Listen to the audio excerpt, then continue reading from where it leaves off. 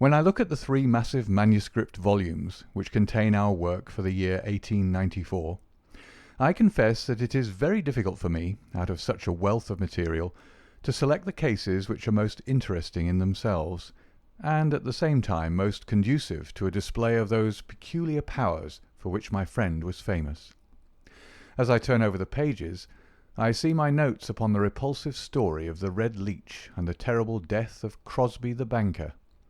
Here also I find an account of the Addleton tragedy, and the singular contents of the ancient British barrow.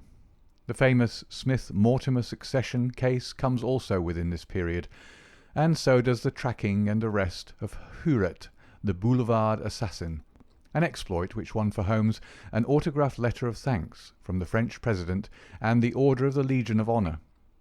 Each of these would furnish a narrative, but on the whole I am of opinion that none of them unites so many singular points of interest as the episode of Yoxley Old Place, which includes not only the lamentable death of young Willoughby Smith, but also those subsequent developments which threw so curious a light upon the causes of the crime. It was a wild, tempestuous night towards the close of November. Holmes and I sat together in silence all the evening. He engaged with a powerful lens, deciphering the remains of the original inscription upon a palimpsest. I, deep in a recent treatise upon surgery. Outside the wind howled down Baker Street, while the rain beat fiercely against the windows. It was strange there, in the very depths of the town, with 10 miles of man's handiwork on every side of us, to feel the iron grip of nature, and to be conscious that to the huge elemental forces all London was no more than the molehills that dot the fields. I walked to the window and looked out on the deserted street. The occasional lamps gleamed on the expanse of muddy road and shining pavement. A single cab was splashing its way from the Oxford Street end. "Well, Watson, it's as well we have not to turn out tonight," said Holmes, laying aside his lens and rolling up the palimpsest. "I've done enough for one sitting. It is trying work for the eyes. So far as I can make out, it is nothing more exciting than an abbey's accounts dating from the second half of the 15th century. Hello! Hello! Hello! What's this?" Amid the droning of the wind there had come the stamping of a horse's hoofs and the long grind of a wheel as it rasped against the curb. The cab which I had seen had pulled up at our door. "What can he want?" I ejaculated, as a man stepped out of it. "Want? He wants us, and we, my poor Watson, want overcoats and cravats and galoshes and every aid that man ever invented to fight the weather. Wait a bit, though. There's the cab off again. There's hope yet. He'd have kept it if he had wanted us to come. Run down, my dear fellow, and open the door, for all virtuous folk have been long in bed." When the light of the hall lamp fell upon our midnight visitor, I had no difficulty in recognizing him. It was young Stanley Hopkins, a promising detective in whose career Holmes had several times shown a very practical interest. "Is he in?" he asked eagerly. "Come up, my dear sir," said Holmes's voice from above. "I hope you have no designs upon such a night as this." The detective mounted the stairs, and our lamp gleamed upon his shining waterproof. I helped him out of it, while Holmes knocked a blaze out of the logs in the grate. "Now, my dear Hopkins, draw up and warm your toes," said he. "Here's a cigar, and the doctor has a prescription containing hot water and a lemon, which is good medicine on a night like this. It must be something important which has brought you out in such a gale." "It is indeed, Mr. Holmes. I've had a bustling afternoon, I promise you. Did you see anything of the Yoxley case in the latest editions?" "I've seen nothing later than the 15th century to-day." "Well, it was only a paragraph, and all wrong at that, so you've not missed anything. I haven't let the grass grow under my feet. It's down in Kent, 7 miles from Chatham and 3 from the railway line. I was wired for at 3:15, reached Yoxley Old Place at 5, conducted my investigation, was back at Charing Cross by the last train, and straight to you by cab." "Which means, I suppose, that you are not quite clear about your case." It means that I can make neither head nor tail of it. So far as I can see, it is just as tangled a business as ever I handled. And yet at first it seemed so simple that one couldn't go wrong. There's no motive, Mr. Holmes. That's what bothers me. I can't put my hand on a motive. Here's a man dead. There's no denying that. But so far as I can see, no reason on earth why anyone should wish him harm. Holmes lit his cigar and leaned back in his chair. "Let us hear about it," said he. "I've got my facts pretty clear," said Stanley Hopkins. "All I want now is to know what they all mean. The story, so far as I can make out, is like this. Some years ago, this country house, Yoxley Old Place, was taken by an elderly man who gave the name of Professor Coram. He was an invalid, keeping his bed half the time, and the other half hobbling around the house with a stick, or being pushed about the grounds by the gardener in a bath chair. He was well liked by the few neighbours who called upon him, and he has the reputation down there of being a very learned man. His household used to consist of an elderly housekeeper, Mrs. Marker, and of a maid, Susan Tarleton. These have both been with him since his arrival, and they seem to be women of excellent character. The Professor is writing a learned book, and he found it necessary about a year ago to engage a secretary. The first two that he tried were not successes, but the third, Mr. Willoughby Smith, a very young man straight from the university, seems to have been just what his employer wanted. His work consisted in writing all the morning to the Professor's dictation, and he usually spent the evening in hunting up references and passages which bore upon the next day's work. This Willoughby Smith has nothing against him, either as a boy at Uppingham or as a young man at Cambridge. I've seen his testimonials, and from the first he was a decent, quiet, hard-working fellow with no weak spot in him at all. And yet this is the lad who's met his death this morning in the Professor's study under circumstances which can point only to murder." The wind howled and screamed at the windows. Holmes and I drew closer to the fire, while the young inspector slowly and point by point developed his singular narrative. "If you were to search all England," said he, "I don't suppose you could find a household more self-contained or freer from outside influences. Whole weeks would pass, and not one of 'em go past the garden gate. The Professor was buried in his work, and existed for nothing else. Young Smith knew nobody in the neighbourhood, and lived very much as his employer did. The two women had nothing to take them from the house. Mortimer, the gardener, who wheels the bath chair, is an army pensioner, an old Crimean man of excellent character. He does not live in the house, but in a 3-room cottage at the other end of the garden. Those are the only people that you'd find within the grounds of Yoxley Old Place. At the same time, the gate of the garden is 100 yards from the main London to Chatham Road. It opens with a latch, and there's nothing to prevent anyone from walking in. Now, I'll give you the evidence of Susan Tarleton, who's the only person who can say anything positive about the matter. It was in the forenoon, between 11 and 12. She was engaged at the moment in hanging some curtains in the upstairs front bedroom. Professor Coram was still in bed, for when the weather's bad he seldom rises before midday. The housekeeper was busy with some work in the back of the house. Willoughby Smith had been in his bedroom, which he uses as a sitting-room, but the maid heard him at that moment pass along the passage and descend to the study immediately below her. She did not see him, but she says that she could not be mistaken in his quick, firm tread. She did not hear the study door close, but a minute or so later there was a dreadful cry in the room below. It was a wild, hoarse scream, so strange and unnatural that it might have come either from a man or a woman. At the same instant there was a heavy thud which shook the old house, and then all was silence. The maid stood petrified for a moment, and then, recovering her courage, she ran downstairs. The study door was shut, and she opened it.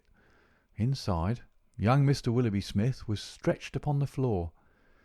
At first she couldn't see no injury, but as she tried to raise him, she saw that blood was pouring from the underside of his neck.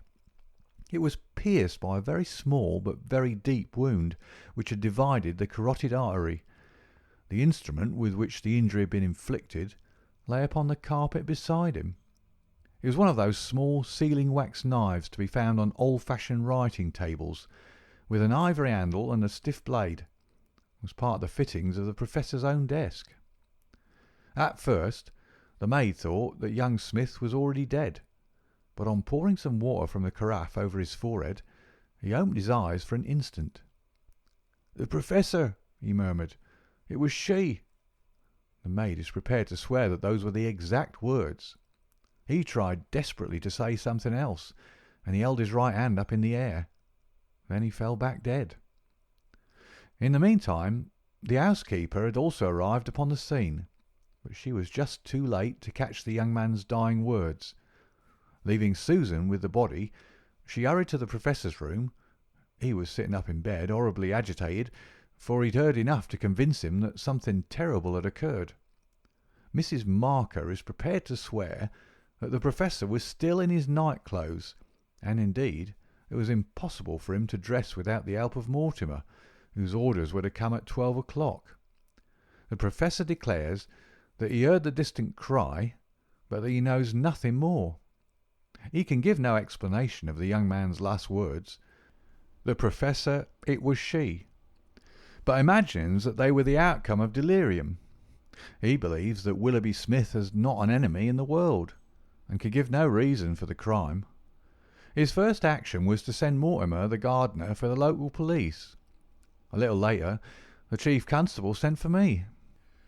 Nothing was moved before I got there, and strict orders were given that no one should walk upon the paths leading to the house.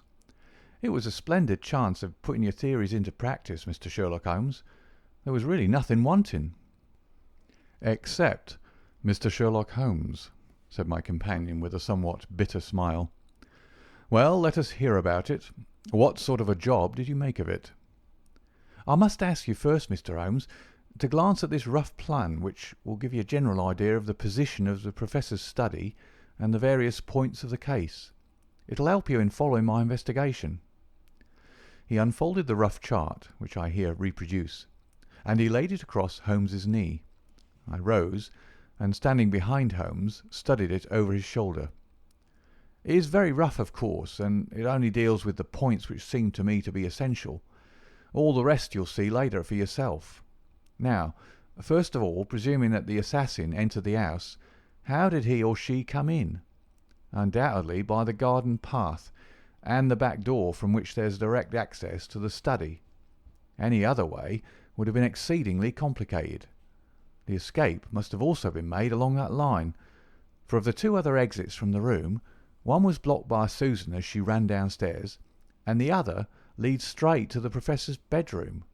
I therefore directed my attention at once to the garden path, which was saturated with recent rain, and would certainly show any footmarks. My examination showed me that I was dealing with a cautious and expert criminal. No footmarks were to be found on the path. There could be no question, however, that someone had passed along the grass border which lines the path, and that he had done so in order to avoid leaving a track. I couldn't find anything in the nature of a distinct impression, but the grass was trodden down, and someone had undoubtedly passed. It could only have been the murderer, since neither the gardener nor anyone else had been there that morning, and the rain had only begun during the night. "One moment," said Holmes. "Where does this path lead to?" "To the road." "How long is it?" 100 yards or so." "At the point where the path passes through the gate, you could surely pick up the tracks." "Unfortunately, the path was tiled at that point." "Well, on the road itself?" "No, it was all trodden into mire." "Well, then, these tracks upon the grass, were they coming or going?" "It was impossible to say. There was never any outline." "A large foot or a small?" "You could not distinguish." Holmes gave an ejaculation of impatience. "It has been pouring rain and blowing a hurricane ever since," said he. "It will be harder to read now than the palimpsest. Well, well, it can't be helped. What did you do, Hopkins, after you had made certain that you had made certain of nothing?" "I think I made certain of a good deal, Mr. Holmes. I knew that someone had entered the house cautiously from without. I next examined the corridor. It is lined with cocoanut matting and had taken no impression of any kind. This brought me into the study itself. It is a scantily furnished room. The main article is a large writing table with a fixed bureau. This bureau consists of a double column of drawers, with a central small cupboard between them. The drawers were open, the cupboard locked. The drawers, it seems, were always open, and nothing of value was kept in them. There were some papers of importance in the cupboard, but there were no signs that this had been tampered with, and the professor assures me that nothing was missing. It is certain that no robbery has been committed. I come now to the body of the young man. It was found near the bureau and just to the left of it, as marked upon that chart. The stab was on the right side of the neck, and from behind forward, so that it's almost impossible that it could have been self-inflicted. "Unless he fell upon the knife," said Holmes. "Exactly. The idea crossed my mind, but we found the knife some feet away from the body, so that seems impossible. Then, of course, there are the man's own dying words, and finally, there was this very important piece of evidence which was found clasped in the dead man's right hand." From his pocket, Stanley Hopkins drew a small paper packet. He unfolded it and disclosed a golden pince nez with two broken ends of black silk cord dangling from the end of it. "Willoughby Smith had excellent sight," he added.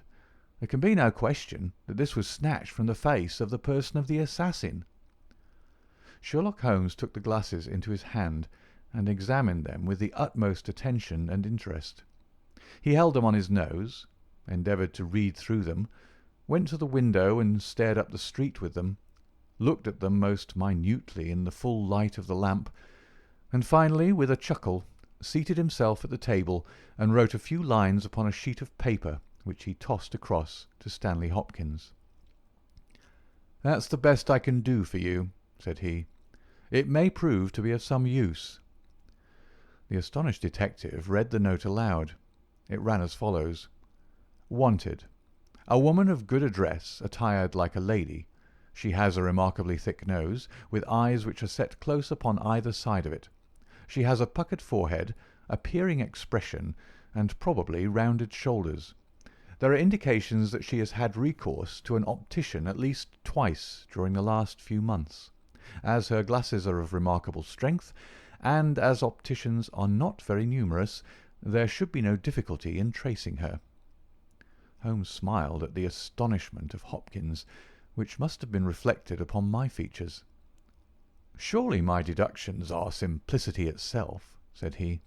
"It would be difficult to name any articles which afford a finer field for inference than a pair of glasses, especially so remarkable a pair as these. That they belong to a woman I infer from their delicacy, and also, of course, from the last words of the dying man. As to her being a person of refinement and well dressed, they are, as you perceive, handsomely mounted in solid gold, and it is inconceivable that anyone who wore such glasses could be slatternly in other respects. You will find that the clips are too wide for your nose, showing that the lady's nose was very broad at the base. This sort of nose is usually a short and coarse one, but there is a sufficient number of exceptions to prevent me from being dogmatic or from insisting upon this point in my description. My own face is a narrow one, and yet I find that I cannot get my eyes into the centre, nor near the centre of these glasses. Therefore, the lady's eyes are set very near to the sides of the nose. You will perceive, Watson, that the glasses are concave and of unusual strength. A lady whose vision has been so extremely contracted all her life is sure to have the physical characteristics of such vision which are seen in the forehead, the eyelids, and the shoulders. "Yes," I said, "I can follow each of your arguments. I confess, however, that I am unable to understand how you arrive at the double visit to the optician." Holmes took the glasses in his hand. "You will perceive," he said, "that the clips are lined with tiny bands of cork to soften the pressure upon the nose. One of these is discoloured and worn to some slight extent, but the other is new. Evidently one has fallen off and been replaced. I should judge that the older of them has not been there for more than a few months. They exactly correspond, so I gather that the lady went back to the same establishment for the second." "By George, it's marvellous!" cried Hopkins in an ecstasy of admiration. "To think that I had all that evidence in my hand and never knew it. I had intended, however, to go the round of the London opticians." "Of course you would. Meanwhile, have you anything more to tell us about the case?" "Nothing, Mr. Holmes. I think that you know as much as I do now, probably more. We have had inquiries made as to any stranger seen on the country roads or at the railway station. We have heard of none. What beats me is the utter want of all object in the crime. Not a ghost of a motive can anyone suggest." "Ah, there I am not in a position to help you. But I suppose you want us to come out tomorrow." "If it's not asking too much, Mr. Holmes. There's a train from Charing Cross to Chatham at 6 in the morning, and we should be at Yoxley Old Place between 8 and 9. "Then we shall take it. Your case has certainly some features of great interest, and I shall be delighted to look into it. Well, it's nearly 1, and we had best get a few hours' sleep. I dare say you can manage all right on the sofa in front of the fire. I'll light my spirit lamp and give you a cup of coffee before we start." The gale had blown itself out next day, but it was a bitter morning when we started upon our journey. We saw the cold winter sun rise over the dreary marshes of the Thames and the long sullen reaches of the river, which I shall ever associate with our pursuit of the Andaman Islander in the earlier days of our career. After a long and weary journey, we alighted at a small station some miles from Chatham. While a horse was being put into a trap at the local inn, we snatched a hurried breakfast, and so we were all ready for the business when we at last arrived at Yoxley Old Place. A constable met us at the garden gate. "Well, Wilson, any news?" "No, sir, nothing." "No reports of any stranger seen?" "No, sir. Down at the station they're certain that no stranger either came or went yesterday." "Have you had any inquiries made at inns and lodgings?" "Yes, sir. There is no one that we cannot account for." "Well, it's only a reasonable walk to Chatham. Anyone might stay there or take a train without being observed. This is the garden path of which I spoke, Mr. Holmes. I'll pledge my word that there was no mark on it yesterday." "On which side were the marks on the grass?" "This side, sir. This narrow margin of grass between the path and the flower bed. I can't see the traces now, but they were clear to me then." "Yes, yes. Someone has passed along," said Holmes, stooping over the grass border. "Our lady must have picked her steps carefully, must she not, since on the one side she would leave a track on the path, and on the other an even clearer one on the soft bed." "Yes, sir. She must have been a cool hand." I saw an intent look pass over Holmes's face. "You say that she must have come back this way?" "Yes, sir. There is no other." "On this strip of grass?" "Certainly, Mr. Holmes." It was a very remarkable performance. Very remarkable. Well, I think we've exhausted the path. Let us go farther. This garden door is usually kept open, I suppose. Then this visitor had nothing to do but to walk in. The idea of murder was not in her mind, or she would have provided herself with some sort of weapon instead of having to pick this knife off the writing table. She advanced along this corridor, leaving no traces upon the coconut matting. Then she found herself in this study. How long was she there? We have no means of judging. "Not more than a few minutes, sir. I forgot to tell you that Mrs. Marker, the housekeeper, had been in there tidying not very long before. About a quarter of an hour, she says." "Well, that gives us a limit. Our lady enters this room, and what does she do? She goes over to the writing table. What for? Not for anything in the drawers. If there had been anything worth her taking, it would surely have been locked up. No, it was for something in that wooden bureau. Hello! What is that scratch upon the face of it? Just hold a match, Watson. Why did you not tell me of this, Hopkins?" The mark which he was examining began upon the brasswork on the right-hand side of the keyhole, and extended for about 4 inches, where it had scratched the varnish from the surface. "I noticed it, Mr. Holmes, but you'll always find scratches around a keyhole." "This is recent, quite recent. See how the brass shines where it is cut. An old scratch would be the same colour as the surface. Look at it through my lens. There's the varnish, too, like earth on each side of a furrow. Is Mrs. Marker there?" A sad-faced elderly woman came into the room.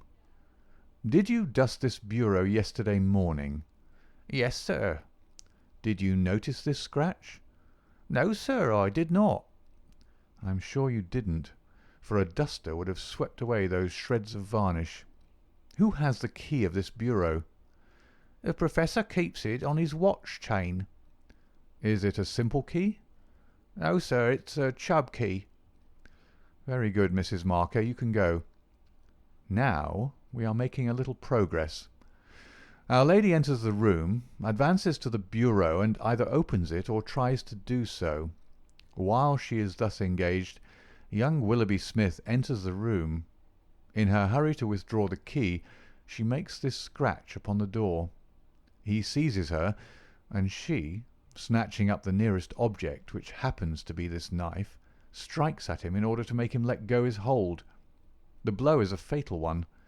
He falls, and she escapes, either with or without the object for which she has come. Is Susan the maid there? Could anyone have got away through that door after the time that you heard the cry, Susan?"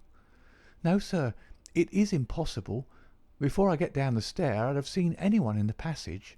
Besides, the door never opened, or I would have heard it." "That settles this exit. Then no doubt the lady went out the way she came. I understand that this other passage leads only to the Professor's room. There is no exit that way." "No, sir." "We shall go down it and make the acquaintance of the Professor. Hello, Hopkins. This is very important indeed. The Professor's corridor is also lined with cocoanut matting." "Well, sir, what of that?" "Don't you see any bearing upon the case? Well, well, I don't insist upon it. No doubt I am wrong, and yet it seems to me to be suggestive. Come with me and introduce me." We passed down the passage, which was of the same length as that which led to the garden. At the end was a short flight of steps ending in a door. Our guide knocked and then ushered us in to the Professor's bedroom. It was a very large chamber, lined with innumerable volumes, which had overflowed from the shelves and lay in piles in the corners, or were stacked all round at the base of the cases. The bed was in the centre of the room, and in it, propped up with pillows, was the owner of the house. I have seldom seen a more remarkable-looking person. It was a gaunt, aquiline face which was turned towards us, with piercing dark eyes which lurked in deep hollows under overhung and tufted brows. His hair and beard were white, save that the latter was curiously stained with yellow around his mouth. A cigarette glowed amid the tangle of white hair, and the air of the room was fetid with stale tobacco smoke. As he held out his hand to Holmes, I perceived that it was also stained with yellow nicotine. "A smoker, Mr. Holmes?" said he, speaking in well-chosen English, with a curious little mincing accent. "Pray take a cigarette, and you, sir?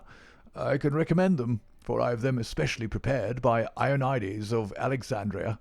He sends me 1,000 at a time, and I grieve to say that I have to arrange for a fresh supply every fortnight. Bad, sir, very bad. But an old man has few pleasures.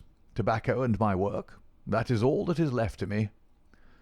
Holmes had lit a cigarette, and was shooting little darting glances all over the room. "Tobacco and my work. But now only tobacco," the old man exclaimed. "Alas, what a fatal interruption! Who could have foreseen such a terrible catastrophe? So estimable a young man. I assure you that after a few months' training he was an admirable assistant. What do you think of the matter, Mr. Holmes?" "I have not yet made up my mind." "I shall indeed be indebted to you if you can throw a light where all is so dark to us. To a poor bookworm and invalid like myself, such a blow is paralyzing. I seem to have lost the faculty of thought. But you are a man of action. You are a man of affairs. It is part of the everyday routine of your life. You can preserve your balance in every emergency. We are fortunate indeed in having you at our side." Holmes was pacing up and down one side of the room, whilst the old professor was talking. I observed that he was smoking with extraordinary rapidity.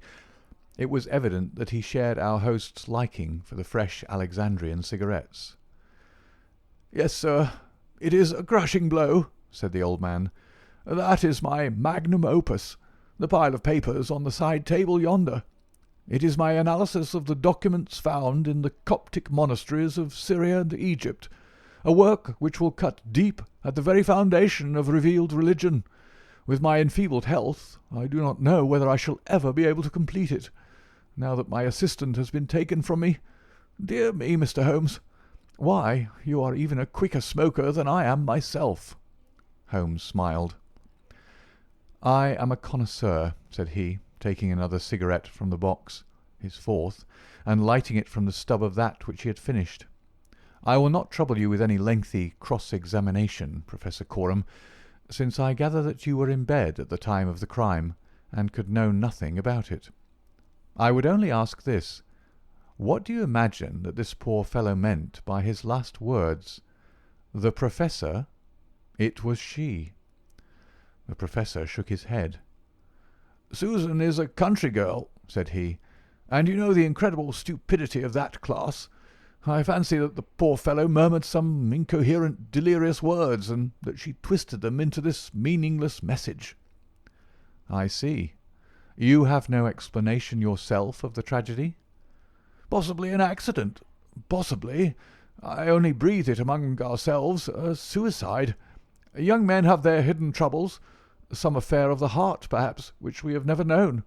It is a more probable supposition than murder." "But the eyeglasses?" "Ah, I am only a student, a man of dreams. I cannot explain the practical things of life. But still, we are aware, my friend, that love gauges may take strange shapes. By all means, take another cigarette. It is a pleasure to see anyone appreciate them so. A fan, a glove, glasses. Who knows what article may be carried as a token or treasured when a man puts an end to his life? This gentleman speaks of footsteps in the grass, but after all, it is easy to be mistaken on such a point. As to the knife, it might well be thrown far from the unfortunate man as he fell. It is possible that I speak as a child, but to me it seems that Willoughby Smith has met his fate by his own hand." Holmes seemed struck by the theory thus put forward, and he continued to walk up and down for some time, lost in thought and consuming cigarette after cigarette. "Tell me, Professor Coram," he said at last, "what is in that cupboard in the bureau?" "Nothing that would help a thief. Family papers, letters from my poor wife, diplomas of universities which have done me honour. Here is the key. You can look for yourself." Holmes picked up the key and looked at it for an instant. Then he handed it back. "No, I hardly think that it would help me," said he. "I should prefer to go quietly down to your garden and turn the whole matter over in my head. There is something to be said for the theory of suicide which you have put forward. We must apologize for having intruded upon you, Professor Coram, and I promise that we won't disturb you until after lunch. At 2 o'clock we will come again and report to you anything which may have happened in the interval." Holmes was curiously distrait, and we walked up and down the garden path for some time in silence. "Have you a clue?" I asked at last. "It depends upon those cigarettes that I smoked," said he. "It is possible that I am utterly mistaken. The cigarettes will show me." "My dear Holmes," I exclaimed, "how on earth—" "Well, well, you may see for yourself. If not, there's no harm done. Of course, we always have the optician clue to fall back upon, but I take a short cut when I can get it. Ah, here is the good Mrs. Marker. Let us enjoy 5 minutes of instructive conversation with her." I may have remarked before that Holmes had, when he liked, a peculiarly ingratiating way with women, and that he very readily established terms of confidence with them. In half the time which he had named, he had captured the housekeeper's goodwill, and was chatting with her as if he had known her for years. "Yes, Mr. Holmes, it is as you say, sir. He does smoke something terrible, all day and sometimes all night, sir. I've seen that room of a morning. Well, sir, you'd have thought it was a London fog. Poor young Mr. Smith. He was a smoker also, but not as bad as the Professor. His health, well, I don't know that it's better nor worse for the smoking."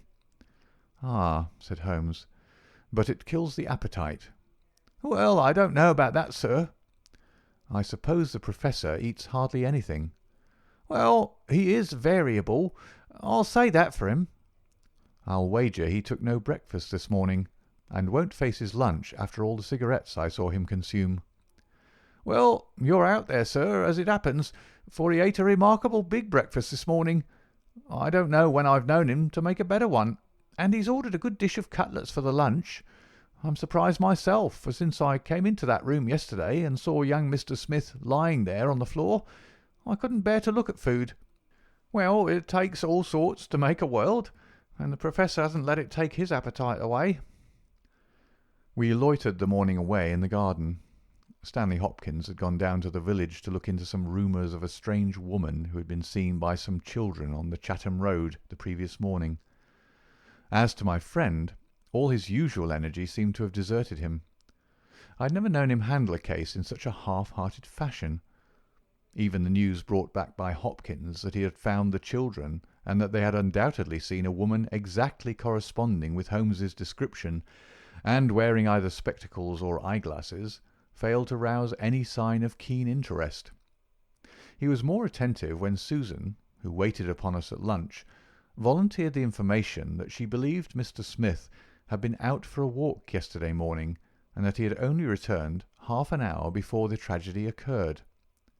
I could not myself see the bearing of this incident, but I clearly perceived that Holmes was weaving it into the general scheme which he had formed in his brain. Suddenly he sprang from his chair and glanced at his watch. 2 o'clock, gentlemen," said he. "We must go up and have it out with our friend the Professor." The old man had just finished his lunch, and certainly his empty dish bore evidence to the good appetite with which his housekeeper had credited him.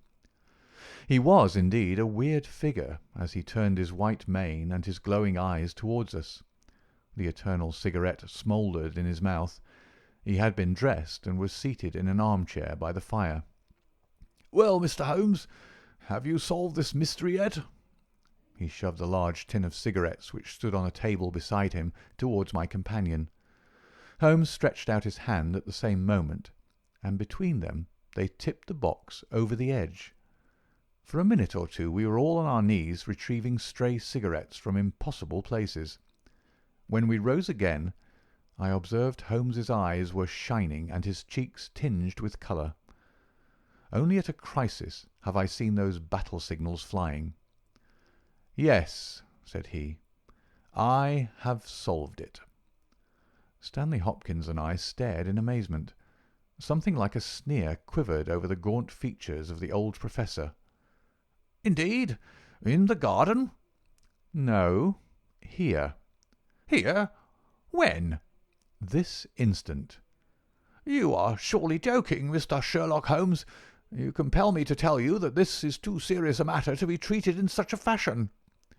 "I have forged and tested every link of my chain, Professor Coram, and I am sure that it is sound. What your motives are, or what exact part you play in this strange business, I am not yet able to say. In a few minutes I shall probably hear it from your own lips. Meanwhile I will reconstruct what is past for your benefit, so that you may know the information which I still require. A lady yesterday entered your study. She came with the intention of possessing herself of certain documents which were in your bureau. She had a key of her own. I have had an opportunity of examining yours, and I do not find that slight discoloration which the scratch made upon the varnish would have produced. You were not an accessory, therefore, and she came, so far as I can read the evidence, without your knowledge, to rob you." The Professor blew a cloud from his lips. "This is most interesting and instructive," said he. "Have you no more to add? Surely, having traced this lady so far, you can also say what has become of her." "I will endeavour to do so. In the first place, she was seized by your secretary and stabbed him in order to escape. This catastrophe I am inclined to regard as an unhappy accident, for I am convinced that the lady had no intention of inflicting so grievous an injury. An assassin does not come unarmed. Horrified by what she had done, she rushed wildly away from the scene of the tragedy. Unfortunately for her, she had lost her glasses in the scuffle, and as she was extremely short-sighted, she was really helpless without them. She ran down a corridor which she imagined to be that by which she had come. Both were lined with cocoanut matting, and it was only when it was too late that she understood that she had taken the wrong passage, and that her retreat was cut off behind her. What was she to do? She could not go back. She could not remain where she was. She must go on. She went on. She mounted a stair, pushed open a door, and found herself in your room. The old man sat with his mouth open, staring wildly at Holmes. Amazement and fear were stamped upon his expressive features. Now, with an effort, he shrugged his shoulders and burst into insincere laughter. "All very fine, Mr. Holmes," said he, "but there is one little flaw in your splendid theory. I was myself in my room, and I never left it during the day." "I am aware of that, Professor Coram." "And you mean to say that I could be upon that bed, and not be aware that a woman had entered my room?" "I never said so. You were aware of it. You spoke with her. You recognized her. You aided her to escape." Again the Professor burst into high-keyed laughter. He had risen to his feet, and his eyes glowed like embers. "You are mad!" he cried. "You are talking insanely. I helped her to escape? Where is she now?" "She is there," said Holmes, and he pointed to a high bookcase in the corner of the room. I saw the old man throw up his arms. A terrible convulsion passed over his grim face, and he fell back in his chair. At the same instant the bookcase at which Holmes pointed swung round upon a hinge, and a woman rushed out into the room. "You are right," she cried in a strange foreign voice. "You are right. I am here." She was brown, with the dust and draped with the cobwebs which had come from the walls of her hiding-place. Her face, too, was streaked with grime, and at the best she could never have been handsome, for she had the exact physical characteristics which Holmes had divined, with, in addition, a long and obstinate chin. What with her natural blindness, and what with the change from dark to light, she stood as one dazed, blinking about her to see where and who we were. And yet, in spite of all these disadvantages, there was a certain nobility in the woman's bearing, a gallantry in the defiant chin and in the upraised head, which compelled something of respect and admiration. Stanley Hopkins had laid his hand upon her arm and claimed her as his prisoner, but she waved him aside gently, and yet with an overmastering dignity which compelled obedience, the old man lay back in his chair with a twitching face and stared at her with brooding eyes. "Yes, sir, I am your prisoner," she said. "From where I stood I could hear everything, and I know that you have learned the truth. I confess it all. It was I who killed the young man. But you are right. You say it was an accident. I did not even know that it was a knife which I held in my hand, for in my despair I snatched anything from the table and struck at him to make him let me go. It is the truth that I tell." "Madam," said Holmes, "I am sure that it is the truth. I fear that you are far from well." She had turned a dreadful colour, the more ghastly under the dark dust streaks upon her face. She seated herself on the side of the bed, then she resumed. "I have only a little time here," she said, "but I would have you know the whole truth. I am this man's wife. He is not an Englishman. He is a Russian. His name I will not tell. For the first time the old man stirred. "God bless you, Anna!" he cried. "God bless you!" She cast a look at the deepest disdain in his direction. "Why should you cling so hard to that wretched life of yours, Sergius?" said she. "It has done harm to many, and good to none, not even to yourself. However, it is not for me to cause the frail thread to be snapped before God's time. I have enough already upon my soul since I crossed the threshold of this cursed house. But I must speak, or I shall be too late. I have said, gentlemen, that I am this man's wife. He was 50, and I a foolish girl of 20 when we are married. It was in a city of Russia, a university. I will not name the place." "God bless you, Anna," murmured the old man again. "We were reformers, revolutionists, nihilists. You understand. He and I and many more. Then there came a time of trouble. A police officer was killed. Many were arrested. Evidence was wanted, and in order to save his own life and to earn a great reward, my husband betrayed his own wife and his companions. Yes, we were all arrested upon his confession. Some of us found our way to the gallows, and some to Siberia. I was among these last, but my term was not for life. My husband came to England with his ill-gotten gains, and has lived in quiet ever since, knowing well that if the Brotherhood knew where he was, not a week would pass before justice would be done." The old man reached out a trembling hand and helped himself to a cigarette. "I am in your hands, Anna," said he. "You were always good to me."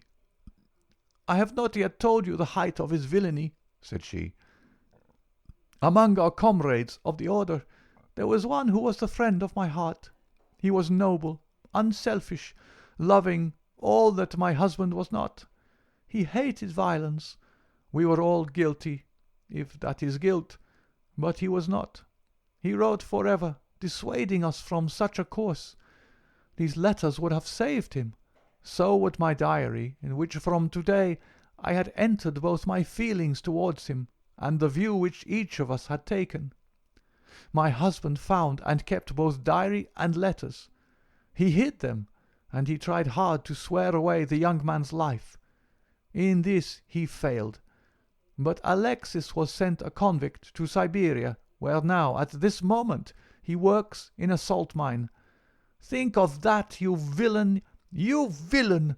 Now, at this very moment, Alexis, a man whose name you are not worthy to speak, works and lives like a slave. And yet I have your life in my hands, and I let you go." "You were always a noble woman, Anna," said the old man, puffing at his cigarette. She had risen, but she fell back again with a little cry of pain. "I must finish," she said.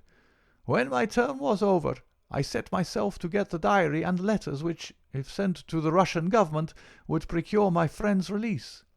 I knew that my husband had come to England. After months of searching, I discovered where he was. I knew that he still had the diary, for when I was in Siberia I had a letter from him once, reproaching me and quoting some passages from his pages.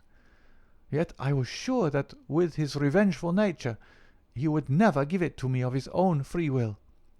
I must get it for myself. With this object I engaged an agent from a private detective firm, who entered my husband's house as a secretary. It was your second secretary, Sergius, the one who left you so hurriedly.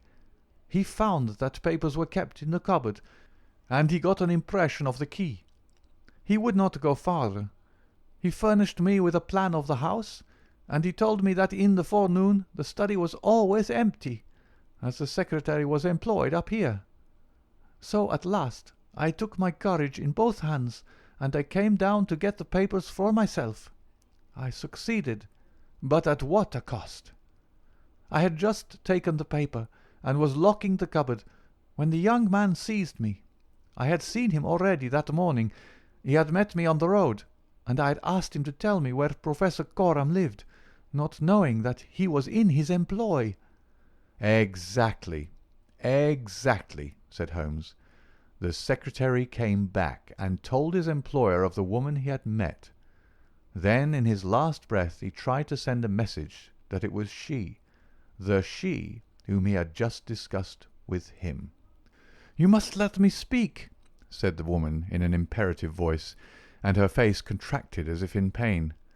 "When he had fallen, I rushed from the room, chose the wrong door, and found myself in my husband's room. He spoke of giving me up. I showed him that if he did so, his life was in my hands. If he gave me to the law, I could give him to the brotherhood. It was not that I wished to live for my own sake, but it was that I desired to accomplish my purpose. He knew that I would do what I said, that his own fate was involved in mine. For that reason, and for no other, he shielded me. He thrust me into that dark hiding place, a relic of old days, known only to himself. He took his meals in his own room, and so was able to give me part of his food. It was agreed that when the police left the house, I should slip away by night and come back no more. But in some way you have read our plans." She tore from the bosom of her dress a small packet. "These are my last words," said she. "Here is the packet which will save Alexis. I confide it to your honor and to your love of justice. Take it. You will deliver it at the Russian embassy. Now I have done my duty and—" "Stop her!" cried Holmes. He had bounded across the room and had wrenched a small phial from her hand. "Too late," she said, sinking back on the bed. "Too late. I took the poison before I left my hiding place. My head swims. I am going. I charge you, sir, to remember the packet." A simple case, and yet in some ways an instructive one, Holmes remarked as we travelled back to town. It hinged from the outset upon the pince nez. But for the unfortunate chance of the dying man having seized these, I am not sure that we could have ever reached our solution.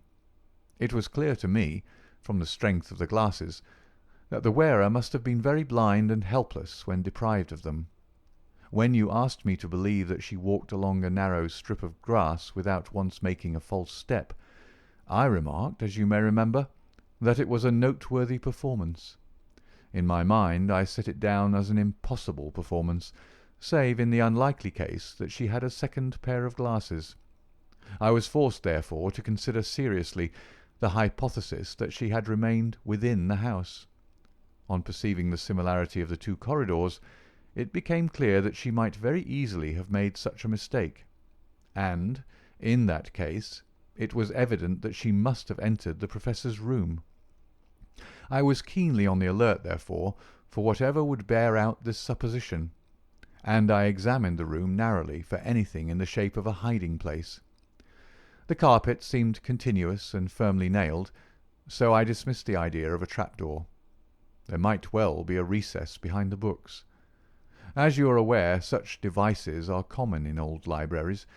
I observed that books were piled on the floor at all other points, but that one bookcase was left clear. This, then, might be the door. I could see no marks to guide me, but the carpet was of a dun colour which lends itself very well to examination. I therefore smoked a great number of those excellent cigarettes, and I dropped the ash all over the space in front of the suspected bookcase. It was a simple trick, but exceedingly effective. I then went downstairs, and I ascertained in your presence, Watson, without your perceiving the drift of my remarks, that Professor Corum's consumption of food had increased, as one would expect when he is supplying a second person. We then ascended to the room again, when by upsetting the cigarette-box I obtained a very excellent view of the floor, and was able to see quite clearly from the traces upon the cigarette ash that the prisoner had, in our absence, come out from her retreat.